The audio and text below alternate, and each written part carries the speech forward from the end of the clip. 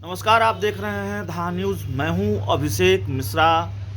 कल मुंगेर में घटना घटी है और बड़ी घटना घटी है।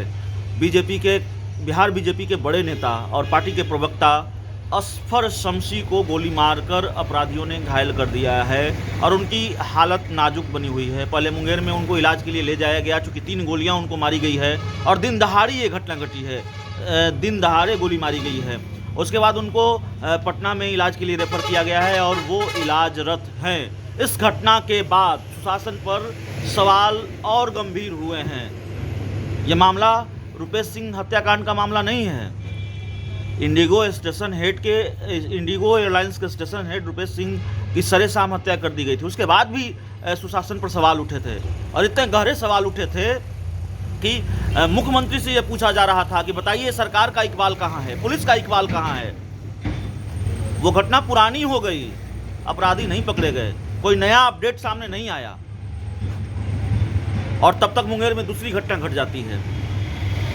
इस घटना का असर बिहार की सियासत पर भी हुआ है, जेडीयू बीजेपी की दोस्ती पर भी हुआ है और होगा। बयान सामने आए हैं बीजेपी नेताओं के, अंदाज बहुत सधा हुआ है। बहुत सधे अंदाज में बीजेपी के नेताओं ने बयान दिया है, अपनी बातें कही हैं, लेकिन सुशासन पर सवाल उठाया है, सधे अंदाज में ही सही। शाहनवाज हुसैन हैं, बीजेपी के राष्ट्रीय स्तर के नेता हैं और इन दिनों बिहार में उनकी एंट्री हुई है। एमएलसी बने हैं, मंत्री भी बनने वाले हैं और शायद नीतीश कुमार की मुश्किल भी बनने वाले हैं, जैसा परसेप्शन है और जैसी चर्चा है सोशल मीडिया पर। उन्होंने कहा है कि हतप्रद हूं इस घटना से। मैंने तुरंत वहां के एसपी मानवजीत सिंह ढिल्लों से बातचीत की है। तो शाहनवाज हुसैन बीजेपी के बड़े नेता हैं। बिहार में जो सरकार चल रही है उसमें सबसे बड़ी पार्टी है बीजेपी, और उस पार्टी के बड़े नेता कहते हैं कि मैं हतप्रद हूं। रामप्रीत पासवान हैं, बीजेपी कोटे से बिहार सरकार में मंत्री हैं। वो कहते हैं ऐसे किसी को गोली मार देना बर्दाश्त नहीं किया जाएगा। और सबसे बड़ा बयान बीजेपी के एक और बड़े नेता का और पार्टी के प्रवक्ता का, डॉक्टर राम सागर।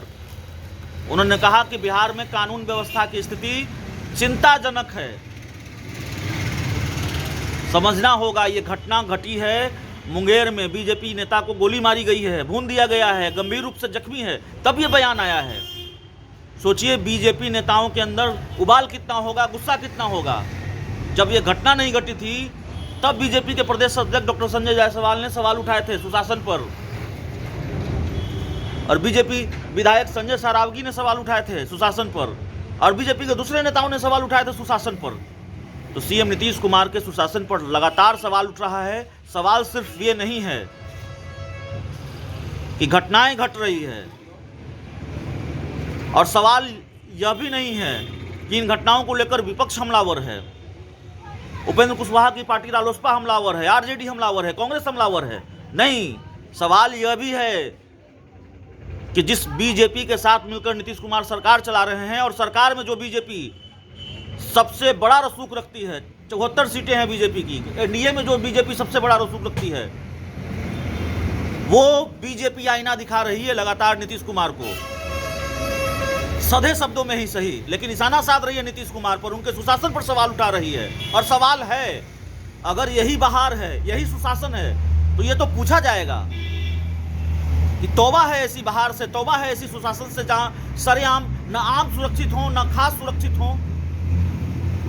तो कल जो घटना घटी है मुंगेर में, इस पूरी खबर का लबोलुआब यही है कि बिहार में बीजेपी जेडीयू के रिश्तों पर भी असर पड़ता दिख रहा है। बीजेपी के नेता भी ये मानते हैं कि बिहार में कानून व्यवस्था की स्थिति चिंताजनक है, और इसका असर बिहार की राजनीति पर क्या होगा आप बेहतर जानते हैं, राजनीति की समझ आप बेहतर रखते हैं। विपक्ष का जो हमला है सुशासन को लेकर सरकार पर, और खासकर सीएम नीतीश कुमार पर, वो हमला और धारदार होगा, क्योंकि जब सहयोगी बीजेपी ही सवाल उठाती है तो विपक्ष को हौसला मिलता है, विपक्ष के हमले को धार मिलती है।